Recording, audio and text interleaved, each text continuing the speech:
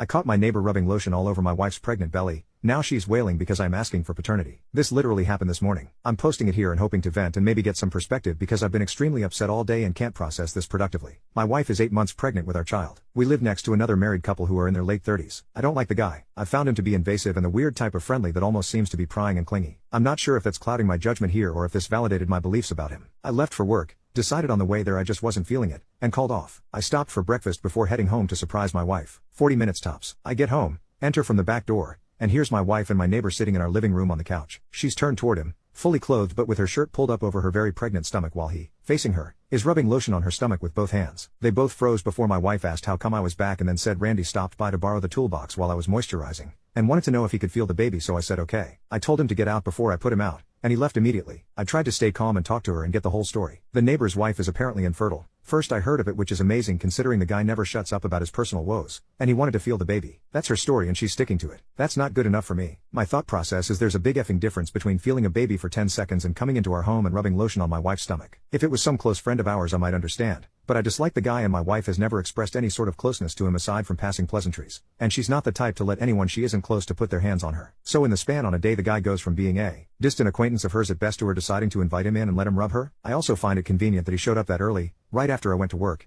very shortly after his own wife also left for work, and he's never coming over asking to borrow anything of mine before, yet 9:30ish in the morning and he urgently needs a toolbox? I don't believe my wife. This is the first time my trust in her hasn't been strong enough. I don't believe her story because it makes no sense. When I told her I'd be mentioning this to his wife, she was adamant I don't, as not to make more of it than it is. If it was innocent, what more is there to make? And even if nothing more is going on, I'm not okay with what I've seen. I'm not okay with him rubbing my unborn child in my home without me there. I know it's her body and her choice, but I'm not okay with this. It'd be one thing to feel the baby kick, but he was sitting reclined, comfortably on our sofa, rubbing lotion on her with both leaning into their private conversation. I'm trying really hard to figure out how to express the fact I don't believe her story without causing stress that it'd be dangerous for her or our baby. I don't want to pick a fight with her at this stage of her pregnancy, but at the same time my mind is spinning and I'm not cool with what happened. First update, I spoke to friends, and stewed for a day. My wife stuck to her story, apologized for making me uncomfortable and assured me it wouldn't happen again. Randy decided to leave a handwritten note in the mailbox specifically apologizing as well. I still didn't feel better, and the consensus was that I should speak to my neighbor's wife, who were going to call Sally, so that's what I did. Watched my neighbor leave for work, then called my mother-in-law to come take my wife for lunch and a girls' date so she could get out of the house. I left as usual for work, called off again,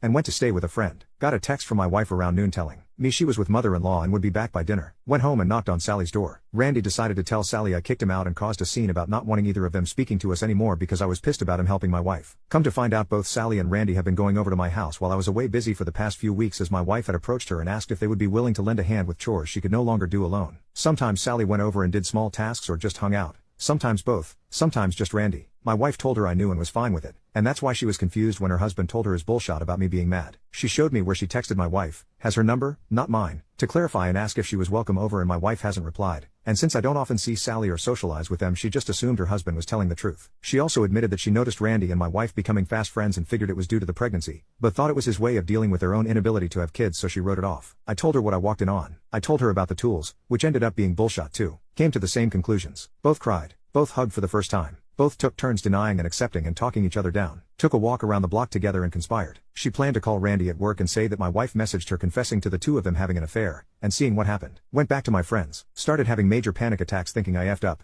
I was about to ruin my marriage, worrying I might be wrong. Bit later and I get a call from my wife screaming at me to find a way to leave work and come home. So I go home. Randy called her telling her what Sally told him. She told me I was crazy, I was a piece of poop, that she was considering leaving me, everything. Having a panic attack thinking I just ruined my entire life over nothing while also trying to calm her down for the baby's sake. Impulsively told her that if she was leaving, I'd still be requesting a DNA test. And that's when it all came down. Entire tone changed. Pleading, begging, apologizing, hyperventilating, holding me, asking me how I found out while denying anything happened. I told her it'd be okay and asked if she'd talk to me if we went for a drive. She agreed. Took us to a parking lot and we talked. Told her if there was any chance of anything happening she needed to tell me what was happening because I already knew a lot. She'd effed Randy a handful of times before she was pregnant. Our baby might not be ours. Randy had been coming by and doing daddy duties once in a blue moon in case it's his. They haven't slept together in months. She said we could move away, that it's ours no matter what, that he had manipulated her. Admittedly she lied to Sally to justify Randy going over for daddy duties. I asked her if she'd stay with mother-in-law for a few days while I calmed down. She agreed, took her home, packed up some stuff, and dropped her off. I've cleaned out my essentials and I'm in a friend's basement. A friend called her on my behalf and told her that if the baby is mine I'll be dealing with it. If it isn't it's on her, but either way I'll be filing for divorce. My friends took my phone from me and deleted my social media. She's been calling my friends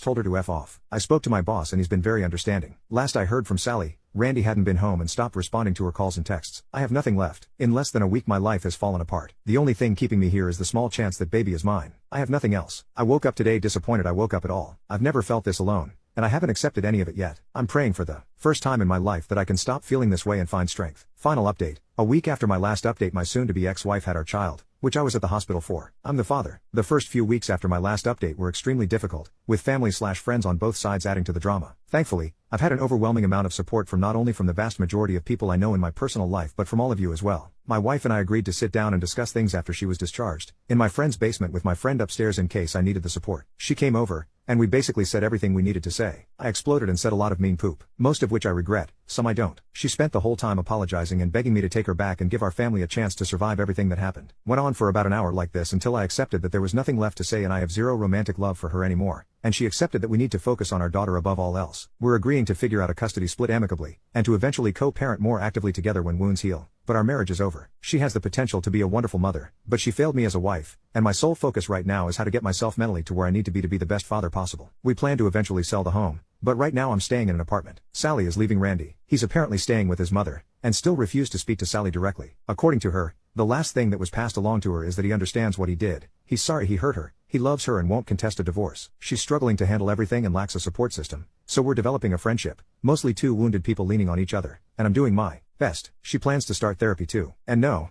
I don't plan to be anything more than platonic friends with Sally. Lovely woman, but no, I still haven't fully processed my new role as a parent. I think mentally I already convinced myself my child wouldn't be mine in case it ended up that way. I plan to take classes and spend more time with my daughter doing early bonding. I'm terrified but very happy. I know there's a lot left to do, and a lot of hurting left to go through, but I'm stable, and a dad. That's what matters most.